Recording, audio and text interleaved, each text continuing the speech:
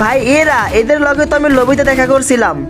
ভাই রে ভাই লোল মারতাছে আন্টির ছেলে, তোকে যদি একবার সামনে পাইছি ভাই, খোদার কসম ভাই তুই আমার শুধু রিভাইভটা দে না ভাই।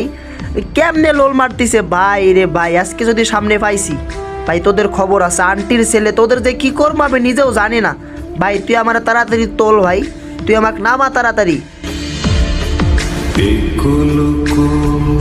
কুত্তার মতো ম্যাপের মধ্যে খুঁজবো আসবে, কুত্তার মতো। এই তো সামনেই পেয়ে গেছি।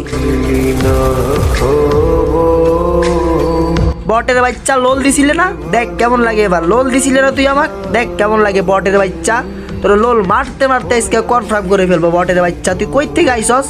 ওই ওর টিমমেট আইসা পড়ছে। এখন টিম আপ করস কি জন্য বটের বাচ্চা? দে লোল, দে লোল, ললিমুট দে। বটের বাচ্চা লোল দিছিলে না একটু আগে, বটের বাচ্চা লোল দে। এখন টিম আপ করস কি জন্য বটের বাচ্চা?